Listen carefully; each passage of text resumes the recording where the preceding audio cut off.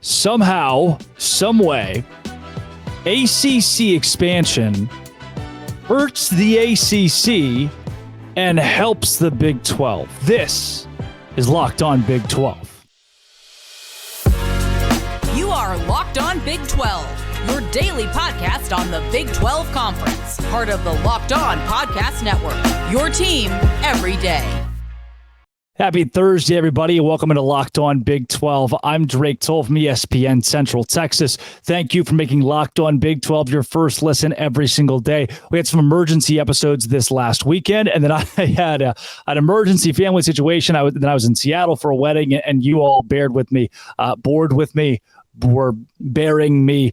Thank you for doing that the last couple of days, but I'm back. I'm happy to be back for a huge weekend of the Big 12 because today we talk expansion, pressure on the Big 12 to win now, and it makes me want to throw up my mouth. Texas is going to beat Alabama this week. ACC expansion. So we kind of lost sight of this last week after a lot of stuff happened in a Big 12 weekend that wasn't great for the Big 12. A lot of the trusted outlets, yours truly, right? Thank you for making Locked On Big 12 your first listen every single day. I don't know if I said that, including yours truly, thought it was a bad weekend for the Big 12. A couple people came out and had some obscure takes like, whoa, what if there's a bright side? Dude, I don't have time for that. I don't have time for hey, glass half full, what if, the Big 12's fine. I do think the Big 12 overall is fine, but let's call a spade a spade. This last weekend was bad. And we lost sight of something that's very positive moving forward for us, the Big 12. And that is ACC expansion. Do you understand how pissed off some of these powerhouse ACC teams are right now because of what's happening in that league? Florida State, who's very unhappy. You have a Clemson team who just lost to Duke, who's been singing this whole song and dance of, we're too good for the ACC, we're too good for the ACC. They just lost to Duke. And to me, that makes Clemson want to get out of the league even more. And I'll get to that in a second, because there's also the North Carolina deal. They just proved, hey, we can beat an SEC team. They're looking to get out. So the ACC wasn't expanding to make money. Kind of walk with me here. The ACC wasn't expanding to make money. The ACC was expanding to keep the money it has. Because ESPN said if you drop below 15 teams, we rework your deal, we give you less money. So the ACC said, okay, well, if we have 18, and then Clemson leaves, and then UNC leaves, and then Florida State leaves, then great. We still have 15 teams. Our deal doesn't get reworked. We have the same amount of money, which somebody somewhere at ESPN will find a loophole. They're not just going to give out this free money. But this is a situation where Florida State just beat LSU. They proved, hey, we can fight with the big dogs. We can fight with the big dogs in the SEC. That's where we belong. We belong in a bigger conference in the ACC. We can compete. North Carolina just beat the brakes off of South Carolina. That's where they say, hey, look, we just proved we're the big dogs. We can compete. We can compete outside the ACC in a league like the SEC. They're going to want out. And then what I think is the big stunner of this is Clemson losing to Duke. Here's what I liken it to. Texas. Texas wasn't leaving the Big 12 because it was dominating the Big 12. This wasn't a conversation of, UT is winning so many football games, we need to go to a league that actually suits our capabilities athletically. Instead, it was a money thing. Texas said, we make way too much money for this league. We want out and to go to a league that gives us that money back in our pocket, which I understand that aspect. But what I want to really harp on is Texas did not make that move because they thought, from a competitive standpoint, the Big 12 wasn't good enough. That Texas wasn't getting enough competition in the mid-season, in the in-season, because they sucked. The last 10 years, Texas has been bad at football. This wasn't we're leaving the Big 12 because we're dominating. Maybe for Oklahoma it is, but for Texas, it's we're leaving the Big 12 because we're tired of losing to inferior opponents and then having to pay them our money. In the SEC, Texas is going to lose to opponents, both inferior and superior, and get to keep some of the money. I just, from a fan standpoint, all these Texas fans that are so excited about them leaving, they're going to suck in the SEC the same way they've sucked in the Big 12, right? They're not leaving the Big 12 because they're the big dog. They got the most money. What has that done for you, huh? You're a Texas fan. What is Texas having money? What has it done for you? Their facilities aren't as good as some of the other Big 12 teams sitting around. I've been to DKR. I've been to McLean Stadium. DKR, it needs a couple more improvements than the ones that have already been made. Then the genitalia, was it a uterus that they put in the end zone? Like, come on, man. Texas isn't leaving the Big 12 because it was dominating this league. And I think Clemson's going to make that same case. Hey, we're not leaving the ACC because we're dominating the league. We're leaving because we're not getting a fair shake. We're getting beat now by these teams that are supposed to be inferior, and we're having to pay money for it. We have to dole out money to lose to teams that are inferior. So what happened this weekend further supports the cause of Florida State, Clemson, and North Carolina one and gone. Now, my point for the Big 12, how does the ACC expansion help the Big 12? I guess I really buried the lead there. That was a long setup. How does it help the Big 12? Well, brother, you think Miami's going to sit around and let that happen? Do you think even a smaller school like a Virginia, I say smaller, I mean, they're prominent. You think an NC State then, a Pitt, a Louisville, look across the league and see what Clemson's doing and say, oh, we can't do that. That's big and mighty Clemson who just lost to Duke. You think Duke basketball is going to settle? No. We're in a spot where what SMU has done, what Stanford has done, what Cal has done, is they left everybody else in the dust. They left Washington State and left Oregon State in the dust. SMU left the AAC in the dust. And then in 3 years, when the ACC collapses, when this conference that they've given up so much for, and this conference that they've cut off ties, cut relationships to go to the ACC, when this league implodes, who are your friends, Stanford? Who are your friends, Cal? SMU, who are your friends? This is a terrible business decision. SMU should have gone to the Big 12 and said, hey, we'll take 9 years free. And then the Big 12 maybe says, all right, sure. What's the loss here? For the ACC, the loss is you're pissing everybody off to the point where your power teams are going to leave. And when your power teams leave, your tier 2 teams leave. Your A1s are gone. Now your A2s are gone as well. And when they're gone, where do they go? The SEC is not going to take Louisville. The Big 10's not going to take Louisville or Pitt or NC State or Wake Forest. But you know who's going to be right there to scoop them up, who has been right there to scoop up teams who are still power brands in college athletics? That's the Big 12. The Big 12 is sitting here waiting for Florida State to move, for Clemson to move, for Miami to move, for UNC to move to a different league so that now the Big 12 can pick up Pitt, NC State, Virginia Tech, and possibly, to me, there's a realm in which somebody gets forgotten. Somebody big gets forgotten. I don't know if Miami is going to get left behind, but maybe it's a Virginia that the Big Ten and the SEC say, hey, we kind of have enough. We kind of have what we want, right? Kind of how the Pac-12, remember the Pac-12 fell apart and the Big 12 got its pick of the litter. So did the Big Ten. Then the rest of the teams are just kind of left and waiting. Who is going to be left and waiting from the Pac-12? Because that's who's going to the Big 12. Does it help? And here's what's tough. Bring this to your water cooler. Mention this to the water cooler. Does any of this help the Big 12 become a bigger power brand at the top? No.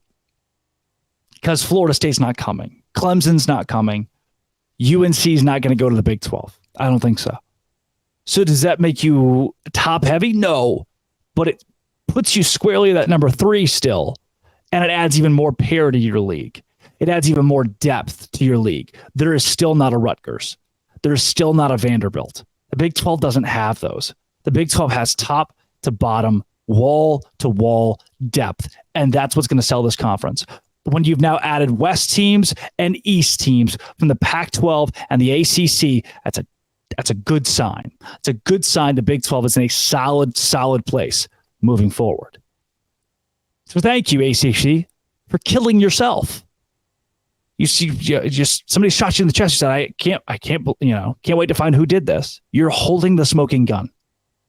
The 3 teams you brought in to save your TV deal will implode your conference. This is not damage control. It's not how you do it. I could have told you that. And I'm just the lowly host of Locked On Big 12, part of the Locked On Podcast Network. It's your team, and it's every day. Oh, my.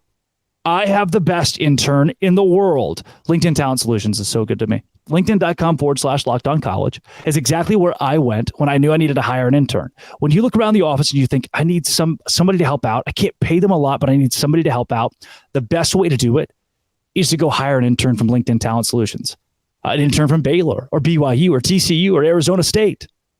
You can be 100% certain that you have access to the best qualified candidates available. That's why you have to check out LinkedIn Jobs. LinkedIn Jobs helps you find the right people for your team faster, and it's free. Add your job to the purple hashtag hiring frame to your LinkedIn profile and spread the word that you are hiring. Simple tools, screening questions, make it easy to focus on the right candidates with the right skills. It's why small businesses rate LinkedIn Jobs #1 in delivering quality hires versus leading competitors. LinkedIn Jobs helps you find the qualified candidates you want to talk to faster. Post your job for free at linkedin.com/lockedoncollege, linkedin.com/lockedoncollege to post your job for free. Keep in mind, terms and conditions, they do apply. Oh, buddy. The Big 12 needs a big weekend this weekend. Again, there were some outlets, some people out there who were like, oh, the Big 12 wasn't as bad as you think. The Big 12 was pretty sour, with TCU getting upset, a 3-touchdown favorite, with Texas Tech losing to Wyoming. And so many people are out there, oh, Wyoming's so good. Dude, shut up. You take your lumps on this one. I'm not ignorant. I watch college football. I know what brands are in college football. I know Wyoming's not a bad program, but you're Texas Tech. There's no excuse to lose to Wyoming. You still have to beat Wyoming. You can't look up on Monday and be like, oh, well, it's only, this is a big Wyoming team. It's a good Wyoming team. Stop. I still think Tech's good. I still think TCU's good. Baylor, the jury's out. But that's another embarrassing cog here. I thought West Virginia represented the conference well, but those three teams, Baylor, TCU, and Texas Tech, did not. Baylor, the king of them, losing to Texas State. That's bad. Really, really bad. Texas State's first win versus a Power 5 team ever. So is there pressure on the Big 12 to win now? Optically, yes. Yes, there is. Is there pressure for the Big 12 to win now from any other standpoint? No. Financially, no. TV deal-wise, no. Exposure for the conference, not really. Maybe when you start thinking about opportunities to host College Game Day down the line. But some of your power teams to have that right have been Oklahoma and Texas. They will continue to be because they bring the TV viewers. There's a reason that these national outlets, I'll pick on the guy. I'll pick on the guy because we're good friends. JD Pickell on 3. He does videos about college football all the time. He almost exclusively talks about SEC and Big Ten teams. Texas and Oklahoma included in that. Very seldom does he talk about Kansas State because guess what? People don't watch that. I'm here for that because I have an affinity for those fan bases. ESPN does not. So from a financial standpoint, from a legitimate, what moves the needle here? Does the Big 12 need to win now? Of course not. Who cares? Big 12 could go 0-14 this weekend. The sky wouldn't fall. But optically, as the rest of college football looks upon our conference as a Power 3, it's time to step up and prove, hey, this league's still good. Granted, obviously most of the teams won last week against cupcakes. This week's a different story. Kansas and Illinois. Dude, Kansas, 3-point favorites. David Booth, Kansas Memorial Stadium. Illinois barely snuck by Toledo, and Kansas absolutely took care of business last week against Missouri State, 48-17. Kansas, from Jalen Bean to Jalen Daniels, you've got to show up and win this week against Illinois. This is a case that I've been trying to make that the Big 12 needs to prove very early on. Hey, this league, I should say, is deep. That we don't have bottom dwellers. That our Kansas is still better than Illinois. So Jason Bean, that's the guy. Jaden Daniels, if that's the guy. Whoever it is for Kansas, Devin Neal, somebody step up. If you look at the ESPN FPI projector, Illinois with a 59% chance to beat Kansas this weekend. Kansas, get it done. Opportunities for the Pac-12 and the Big 12 to clash. This is a big one here, too, because of what Colorado just did to TCU. People are screaming across the country as if Colorado's not going to the Big 12. People are screaming, oh, the Pac-12 is so much better than the Big 12. Our 1-11 Colorado team just beat up on TCU. Dude, give me a break. If that's what they want to stream, if that's going to be the big thing this week, is that, oh, the Pac-12 is so much better than what the Big 12 needs is for lowly Baylor, who just got blown out by Texas State, to take on Utah at home at McLean Stadium and win. If that happens, if Baylor, transitive property, lost to Texas State and then beats the Pac-12 champion Utah, that's big. That sends a statement across college football that says, hey, even maybe the worst team in the Big 12 can still beat the Pac-12 champion. Prove that if you're Baylor, you prove that Texas State loss is a fluke. You bring out Sawyer Robertson, a Lubbock Coronado, Mike Leach kid, transfer from Mississippi State, and you go win that football game. The Big 12 has an awesome opportunity to trump the Pac-12 after what happened with Colorado and Utah, making Colorado and TCU last week. Baylor, go beat Utah. Iowa State. An Iowa team that many consider to be in the top 25 and to be one of the better teams in the Big 10 by virtue of their defense. Iowa State has gone through a lot of stuff here recently with all the betting scandals and all that was wrapped up this week. If you go out, and I think Iowa State has one of the better defenses that Iowa's going to face. If you go out and you win at Jack Tri Stadium at 2:30, huge. Huge for the Big 12. To prove that, again, the depth of this league, Iowa State, who's not one of the better teams in this conference, can beat a Big Ten team, completely erases the bad taste in the mouth from last week. Cincy at Pittsburgh, 7-point dogs. Huge opportunity for Cincinnati to go into Pittsburgh and get a win on the CW. I don't even know if I get that. I don't think I'll be able to watch that. I think Cincinnati's got as good a shot as anybody. Emory Jones is not a bad quarterback. He impressed me a lot last week. Cincinnati get it done. Oregon, Texas Tech. Texas Tech's in a very similar situation as Baylor as, hey, we just suffered a really, really tough loss. How do we bounce back? We go in and we beat Oregon. We go in and we prove, hey, again, a team that now optically is in the middle of the pack in the Big 12 or the bottom of the pack in the Big 12 can beat an Oregon. Huge to prove. UCF Boise. UCF, I think, could be one of the better teams in the Big 12. Boise just got cooked by Washington. UCF goes to Boise and gets the win. 3.5-point favorites. They win by at least 7. And then Oklahoma State, Arizona State. Another one of those Pac-12, Big 12 games. Oklahoma State has an opportunity, along with Baylor, to prove, hey, the Big 12, even if it's not the best team in the conference, even without Oklahoma and Texas, we own the Pac-12. And you Pac-12 teams that are coming into the Big 12, just know that you're not going to push us around. I don't care about Texas and Alabama. They don't go here anymore. I need Kansas to take care of Illinois. I need Baylor to beat Utah. Iowa State to beat Iowa. Cincy to beat Pitt. Texas Tech to beat Oregon. Boise State to make it UCF to beat Boise State.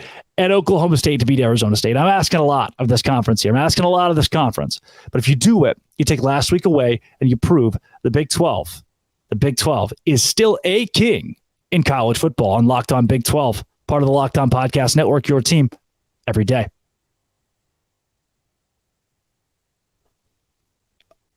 Oh, baby. Is that game time that I see? It's game time. I have really bad tendency of just not doing things.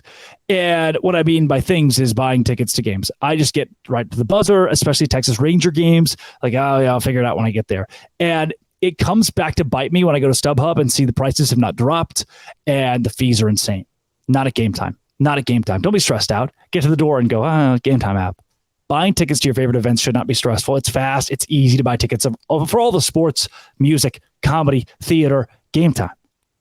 Flash deals, last minute tickets. Easy to find and buy tickets of every kind of event. Images of your seat. You can just see the view of the seat. Lowest price guaranteed. Event cancellation protection. Job loss protection. Forget planning months in advance. Do it the day of. And Game Time guarantees you'll always get the best price. If you find a ticket in the same section and row for less, Game Time will credit you 110% of the difference. That's crazy. Get images of your seat, buy tickets in a matter of seconds, and right now, snag tickets without stress at Game Time. Download the Game Time app, create an account, use code LOCKEDONCollege for $20 off your first purchase. Terms apply. Again, create an account, redeem code LOCKEDONCollege for $20 off. Download Game Time today, last minute tickets, lowest prices, guaranteed. The mighty Texas Longhorns. Look, I'm going to be honest with you. Texas is leaving this conference. Do I need to give them a lot of plug? Do I need to blow hot air up your skirt? I do not. So what I'm telling you right now makes me throw up my mouth a little bit because obviously we're not supposed to like Texas. They left the Big 12, but I have an appreciation for what they're going to do this weekend. Texas is going to beat Alabama. I look, whoa, it sounds crazy. But I think I kind of believe in this Texas team. They should have beaten Alabama. They did beat Alabama at home last year. The referees took the game out of Texas' hands. And I didn't love the offensive line against Rice. There's some give and take here, right? Last year should have been a win. Last week, to me, wasn't that impressive. I was not enamored with Quinn Ewers. This was not a Heisman caliber performance from Quinn Ewers. I didn't watch Quinn Ewers and think, oh, this kid's going to win the Heisman. I didn't look at the offensive line and think, oh, this is the best offensive line in college football. What I did look and see from Texas was moxie, was swagger, was something that it seems like Texas has lost so much or tried to, bear with me here. Texas has tried to manufacture so much of and fallen short. I think Xavier Worthy is going to step out on the field and be the best player on the field. He was already great in the win last week, 7 receptions for 90 yards. Solid year. I mean, obviously a solid year last year. He was a snub in a lot of All-American picks. Xavier Worthy is going to walk out and be the best player on the field. I think he trumps Isaiah Bond, who's this kid that everybody at Alabama is going crazy over. Most of the Alabama receivers entered the transfer portal. Obviously, you've never heard of Isaiah Bond. They ran out of receivers. Jalen Milroe has way less experience as a college quarterback than Quinn Ewers. 194 yards, 3 touchdowns last week, and a 95 QBR, 10th in the country. Jalen Milroe is not a bad quarterback. 6'2", 220 pounds. He's a meat from Katy, Texas. He's going to be all right. But I still think Quinn Ewers, after what he did to Alabama last year, after that start he had against Bama last year, has it in him. Yeah, the 37-10 win against Rice was really 37-3. That late, random JT Daniels fluke touchdown to the McCaffrey kid. I don't care about that. Texas defense was good. That's something that we haven't said very much in the last few years. Texas defense was good. The offense didn't blow me away, but the defense did. And I think the Longhorns have an advantage this week because they come out and attack. They have so much more experience than Alabama. All the offense is back. I don't know that the Texas offensive line can put up with Alabama toe-to-toe all night long in Tuscaloosa. That's a tough ask at 6 p.m. a night game over in Alabama. But I do think the skill position, the Xavier Worthys of this world, the Quinn Ewers of this world, rise to the occasion and they attack because they have nothing to lose. Alabama has everything to lose here. They just saw what happened to Clemson against Duke. And Alabama doesn't want to be that team. Alabama wants to prove, hey, we're still the top dogs. We can't be upset by a fluky Texas team, a team that's supposed to be so good every year, and they're just not. I don't think that's how this works. And look, the Saban defense is terrifying. This is not going to be a 42-38 Texas win. But I think the Longhorns come out and win this game 24-21, 24-20. That's all it takes for UT to win. Ewers was 9 of 12 last year before getting knocked out of that loss to Alabama. It looked like he was going to lead the way and beat them. A.D. Mitchell at Texas alongside Xavier. I love me some A.D. Mitchell. This is the best receiving group that Texas has had under Steve Sarkisian, and I'd venture to say maybe in the last decade. And they use it. Texas has a lot of experience, man. They're a scary team. I still don't know if they win the Big 12 Conference. I still think they lose some games in the Big 12 Conference against teams they're not supposed to. They still lose to a Kansas State. They get randomly beat by a TCU. Upset by a Baylor. But I'm changing my preseason pick here. After watching Alabama last week, tactical, sure. That didn't scare me enough. Texas, the Longhorns, gets a win. And it goes for the Big 12 too, by the way. The Big 12 gets to call this a win, at least for this week. When Texas goes to Alabama and wins 24-20, the Longhorns on top of Bama, calling it right now. And it's going to happen. Put it on the money line. Texas wins. I wins every day because I get to talk to you and see you. Thanks for coming around. I'll see you again tomorrow. Let's break down this weekend, continue talking about Big 12 expansion, where this conference is going, and teams that got to win on Saturday. There's a few must wins on Saturday here on Locked On Big 12, part of the Locked On Podcast Network, your team every day. This has been, it always will be, Locked On. Thanks for making it your first listen every single day. Doce Grande.